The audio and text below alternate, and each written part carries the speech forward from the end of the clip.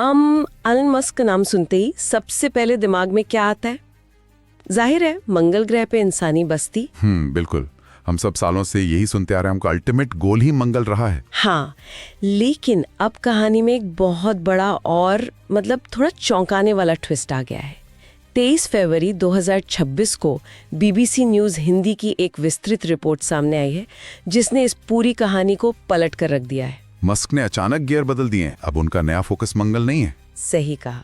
अब उनका फोकस है हमारा सबसे करीबी पड़ोसी यानी चांद।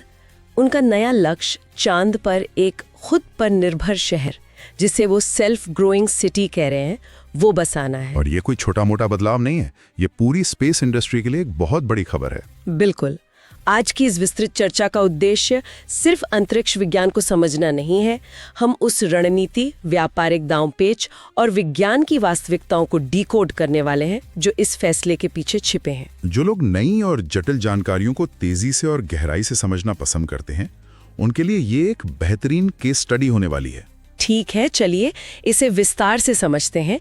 ये पूरी कहानी तब शुरू होती है जब सोशल मीडिया प्लेटफॉर्म एक्स पर एक पोस्ट वायरल होता है। और वो कोई साधारण पोस्ट नहीं था, उसे 4 करोड़ से अधिक बार देखा गया। 4 करोड़? ये नंबर ही अपने आप में बहुत बड़ा है। हाँ, और उस पोस्ट में मस्क ने बहुत ही विश्वास के साथ दावा किया कि अगले 10 सालों के भीतर, जी हाँ, सिर्फ 10 सालों के भीतर चांद पर एक इंसानी बस्ती बस सकती है। ये बात इसलिए इतनी ज्यादा चर्चा में है क्योंकि ये उनकी अपनी ही पुरानी टाइमलाइन और प्राथमिकताओं के बिल्कुल उलट है। एकदम विपरीत है। लेकिन ये बदलाव रातों रात तो हुआ नहीं होगा। मंगल से चांद पर शिफ्ट होने के पीछे की असली वजह क्या है? मंगल हमेशा से उनका ड्रीम प्रोजेक्ट था। तो क्या ये सिर्फ निवेशकों को शांत करने का कोई तरीका है या इसके पीछे कोई ठोस वैज्ञानिक कारण है? मैं यही सोच रही थी। देखिए, यहाँ जो बात सबसे अधिक आकर्षित करती है वो है इस पूरे फैसले के पीछे का गणित और लॉजिस्टिक्स। बीबीसी की रिपोर्ट में जो आंकड़े दिए गए हैं वो इस बदलाव की असली वजह को बहुत ही स्पष्ट कर देते हैं। वो कैसे? अगर हम मंगल ग्रह के मिशन की बात करें तो पृथ्वी से मंगल की यात्रा कोई ऐसी चीज नहीं है जिसे आप जब मन किया बस पकड़ी और चले गए। हाँ, उसके लिए सही समय का इंतजार करना पड़ता है। बिल्कुल। ये तभी संभव है जब हमारे सौर मंडल के ये दोनों ग्रह अपनी कक्षाओं में घूमते हुए एक दूसरे के बिल्कुल सीध में हों। अलाइनमेंट जिसे कहते हैं। सही कहा। और ऑर्बिटल मैकेनिक्स के अनुसार ऐसा अलाइनमेंट हर 26 महीने में केवल एक बार ही होता है। बाप रे! यानी अगर किसी वजह से मान लीजिए मौसम खराब है या तकनीकी खराबी है और एक लॉन्च विंडो मिस हो गई तो अगली कोशिश के लिए 2.25 साल का इंतजार करना होगा। 2.25 साल, बिल्कुल। और उस यात्रा में लगने वाला समय भी तो एक बहुत बड़ा फैक्टर है। रिपोर्ट के मुताबिक मंगल तक पहुंचने में पूरे 6 महीने का वक्त लगता है। हाँ, कम से कम 6 महीने। अब जरा इसकी तुलना चांद की यात्रा से करके देखते हैं। चांद तो बहुत करीब है। बहुत करीब है। चांद के लिए हम हर 10 दिन में एक मिशन लॉन्च कर सकते हैं। हर 10 दिन में। ये तो बहुत बड़ा अंतर है। 26 महीने बनाम 10 दिन। और सबसे बड़ी बात, चांद तक पहुंचने का ये सफर सिर्फ 2 से 3 दिन का है। तो लॉजिस्टिक्स के हिसाब से देखा जाए तो अगर कोई इंसान किसी दूसरी दुनिया में एक पूरी सभ्यता बसाने की बात कर रहा है, एक सप्लाई चेन तैयार करने और भारी मात्रा में निर्माण सामग्री भेजने की बात कर रहा है, तो मंगल के 26 महीने के इंतजार और 6 महीने के सफर की तुलना में चांद का विकल्प बहुत अधिक व्यावहारिक बन जाता है। बिल्कुल व्यावहारिक बन जाता है।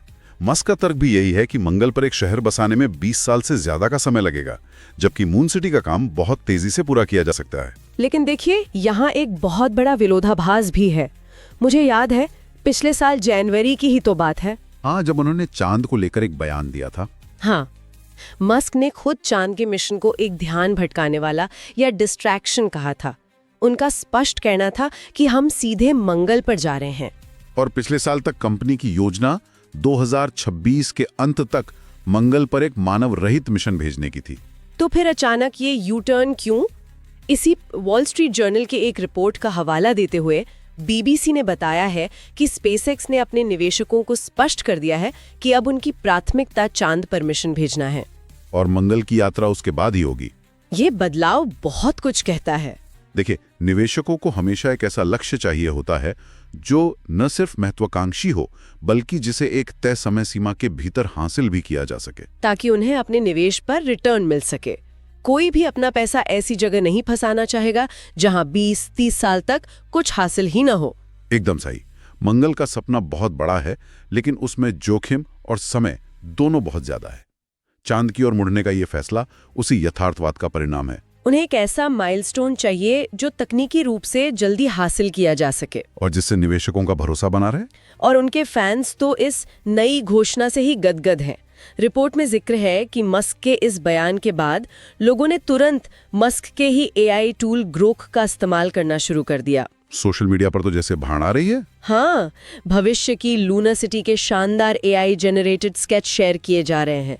लोग चांद पर ग्लास डोम और हाईटेक शहरों की कल्पना कर रहे हैं। ये उत्साह अपनी जगह है। एआई टूल से तस्वीरें बनाना बहुत आसान है। प्रॉम्प्ट लिखो और तस्वीर हाजिर। बिल्कुल, लेकिन जब हम विज्ञान और इंजीनियरिंग की जमीन पर उतरते हैं तो चीजें उतनी आसान नहीं होती। हाँ, एक सेल्फ ग्रोइंग सिटी का मतलब है एक ऐसा शहर जो खुद अपने संसाधनों का निर्माण करे, जो पृथ्वी से आने वाली सप्लाई पर निर्भर ना हो, जो कि एक बहुत ही मुश्किल काम है। यहाँ बात और भी ज्यादा दिलचस्प हो जाती है, क्योंकि चांद पर एक ऐसा शहर बनाने की बात करना जहाँ हवा नहीं है, पानी नहीं है, कुछ भी तो नहीं है वहाँ। क्या ये सच में संभव है या महज किसी साइंस फिक्शन फिल्म की कहानी लग रही है?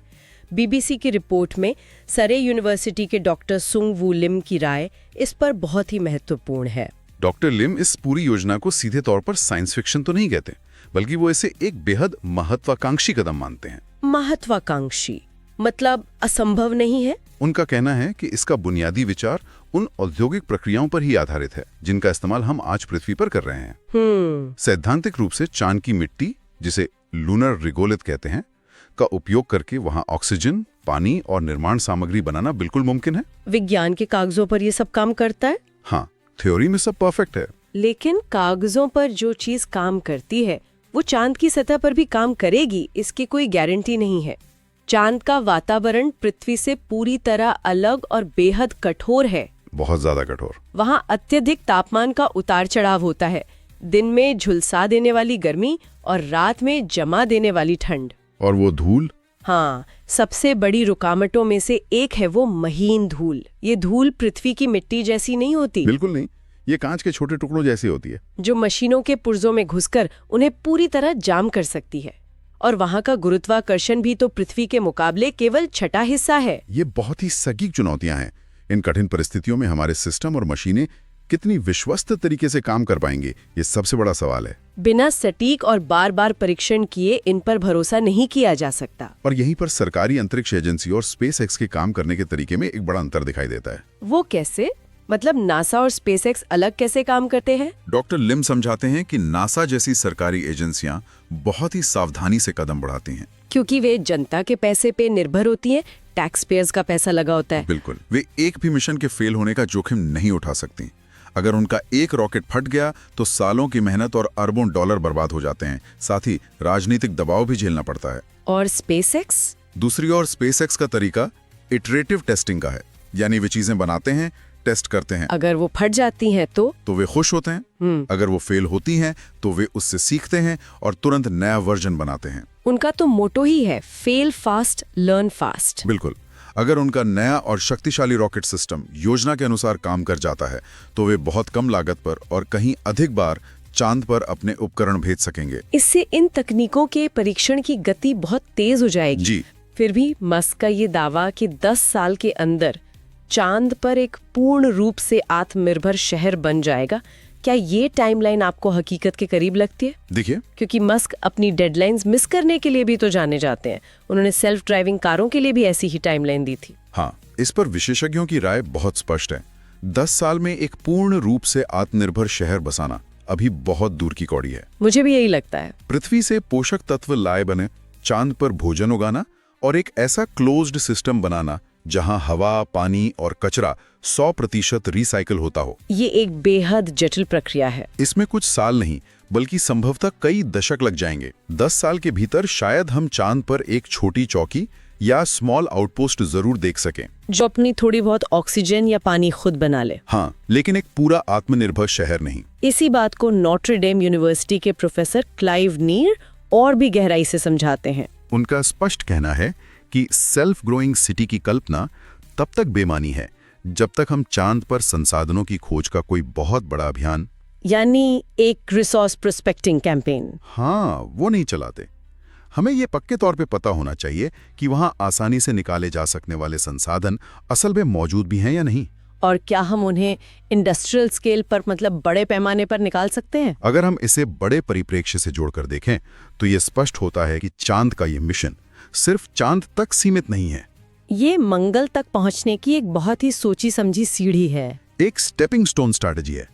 भारत की जीडी गोयनका यूनिवर्सिटी के डॉक्टर उगुर गुवेन का विश्लेषण इस बात को बेहतरीन तरीके से पुष्ट करता है। हाँ, मैंने भी पढ़ा वो। उनका कहना है कि शुरुआती मानव बस्तियों के लिए मंगल की तुलना में चांद एक बहुत बड़ा फायदा देता है। और वो फायदा है आपातकालीन प्रबंधन। ये एक बहुत ही प्रैक्टिकल पॉइंट है।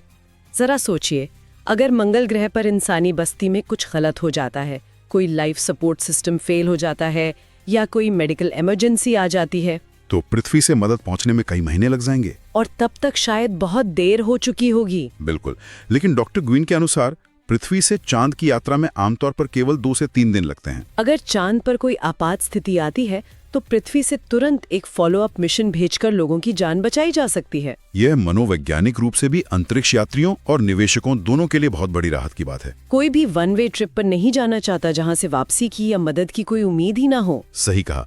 इसके अलावा लॉजिस्टिक्स के विकास के नजरिए से भी यह बहुत महत्वपूर्ण है। MIT के प्रोफेसर और नासा के पूर्व अंतरिक्ष यात्री जेफरी हॉफमैन इस पहलू पर प्रकाश डालते हैं। उन्होंने क्या कहा? वो कहते हैं कि मंगल अभी भी बहुत दूर है, लेकिन अगर SpaceX और जेफ बेजोस की कंपनी ब्लू ओरिजिन सफलतापूर्वक अपने लूनर लैंडर विकसित कर लेते हैं तो हम चांद और पृथ्वी के बीच एक बहुत ही मजबूत लॉजिस्टिक सप्लाई चेन तैयार कर सकते हैं। बिल्कुल, ये पूरा सिसलुनर इकोनॉमी या अंतरिक्ष आधारित अर्थव्यवस्था बनाने की दिशा में पहला कदम होगा। यानी चांद पर बेस बनाना, वहां टिके रहना, वहां के कठिन वातावरण से निपटने और डीप स्पेस में कार्गो भेजने का जो व्यावहारिक अनुभव हासिल होगा, वही अनुभव भविष्य में मंगल ग्रह पर एक सफल बेस स्थापित करने में सबसे बड़ा हथियार साबित होगा। बिना चांद पर प्रैक्टिस किए सीधे मंगल पर जाना बहुत बड़ा जुआ हो सकता है। एकदम सही। चांद एक टेस्टिंग ग्राउंड के रूप में काम करेगा जो मंगल के उस मुश्किल सफर की अनिश्चितताओं को कम करेगा। तो इन सब का असल में क्या मतलब है? क्या ये सिर्फ विज्ञान, मानवता के विस्तार और मंगल की तैयारी की बात है, या व्यापारिक दांवपेंच और आज के सबसे बड़े तकनीकी हथियार आर्टिफिशियल इंटेलिजेंस? हाँ, AI को इस अंतरिक्ष योजना के साथ जोड़कर देखते हैं तो पूरी तस्वीर ही बदल जाती है। देखिए, हम एक नई स्पेस रेस के दौर में जी रहे हैं। ये सिर्फ मस्क और बेजोस जैसी कंपनियों के बीच की होड़ नहीं है, बल्कि दुनिया की महाशक्तियों के बीच की प्रतिस्पर्धा है। BBC की रिपोर्ट याद दिलाती है कि अमेरिका और चीन के बीच इस दशक में इंसानों को चांद पर वापस भेजने की एक जबरदस्त होड़ मची हुई है। दोनों ही देश पहले पहुंचना चाहते हैं। 1972 के अपोलो 17 मिशन के बाद से आज तक किसी भी इंसान ने चांद की सतह पर कदम नहीं रखा है। ऐसे में जो भी देश या कंपनी पहले चांद पर अपना स्थायी बेस बनाएगी, भविष्य के अंतरिक्ष अभियानों और वहां मौजूद संसाधनों पर उसका दबदबा सबसे ज्यादा होगा। जो पहले पहुंचा चांद उसका, कुछ ऐसा ही हिसाब है। और सिर्फ भू राजनीति ही नहीं, इस कहानी में AI का जो एंगल है वो इसे एक बिजनेस मास्टर स्ट्रोक बनाता है। मस्क हमेशा से ही बिजनेस को लेकर बहुत दूर की सोचते हैं। हाल ही में मस्क ने घोषणा की है कि SpaceX ने xAI नाम की एक स्टार्टअप AI कंपनी का अधिग्रहण कर लिया है। अब अगर हम इन कंपनियों के मूल्यांकन की बात करें तो आंकड़े हैरान करने वाले हैं। रॉकेट और सैटेलाइट कंपनी SpaceX का मूल्यांकन $1 ट्रिलियन आंका गया है। और वहीं सिर्फ एक AI फर्म xAI की कीमत $250 अरब आंकी गई है। $250 अरब, ये कोई छोटी मोटी डील नहीं है। न्यूयॉर्क में BBC के संवाददाता मिशेल फ्यूरी की रिपोर्ट इस अधिग्रहण के पीछे की एक बहुत बड़ी व्यावसायिक रणनीति का खुलासा करती है। क्या है वो रणनीति? मस्क SpaceX के सबसे बड़े शेयरधारक हैं। ऐसा माना जा रहा है कि वो SpaceX को एक पब्लिक कंपनी बनाने पर विचार कर रहे हैं। यानी वो इसका IPO ला सकते हैं। बिल्कुल, एक संभावित पब्लिक ऑफरिंग या IPO से पहले मस्क अपने इन अलग अलग व्यवसायों को सुव्यवस्थित कर रहे हैं। रिपोर्ट के अनुसार ये कदम बाजार से $50 अरब तक जुटा सकता है, जो इसे इतिहास का सबसे बड़ा पब्लिक ऑफरिंग बना देगा। $50 अरब। ये रकम तो अंतरिक्ष अभियानों की पूरी तस्वीर ही बदल सकती है। और यहीं पर मस्क की वो योजना सामने आती है जो सच में दिमाग को चकरा देती है। पिछले महीने ही उन्होंने अंतरिक्ष में 1 मिलियन यानी 10 लाख डेटा सेंटर स्थापित करने की योजना की घोषणा की थी। हम सब जानते हैं कि पृथ्वी पर एआई का उपयोग बहुत तेजी से बढ़ रहा है और इन बड़े एआई मॉडल्स को चलाने के लिए भारी मात्रा में ऊर्जा की आवश्यकता होती है। हमारी पृथ्वी का पावर ग्रिड तो पहले से ही भारी दबाव में है। डेटा सेंटर्स बहुत ज्यादा बिजली खाते हैं। मस्क की उम्मीद है कि अंतरिक्ष में स्थापित ये डेटा सेंटर्स पृथ्वी पर एआई की बढ़ती ऊर्जा मांगों का पूरा करने में मदद करेंगे। अंतरिक्ष में सौर ऊर्जा हमेशा उपलब्ध रहती है। वहाँ रात या बादलों की कोई समस्या नहीं है, 24 घंटे धूप ही धूप है। लेकिन ये एक बहुत ही महत्वपूर्ण सवाल खड़ा करता है। हाँ, बिल्कुल। अंतरिक्ष में डेटा सेंटर लगाना सुनने में जितना क्रांतिकारी लगता है, तकनीकी रूप से ये उतना ही बड़ा सिरदर्द है। बीबीसी की रिपोर्ट में विशेषज्ञों ने इस पर बहुत गहरा शक जाहिर किया है। और सबसे बड़ी बाधा है गर्मी। बिल्कुल।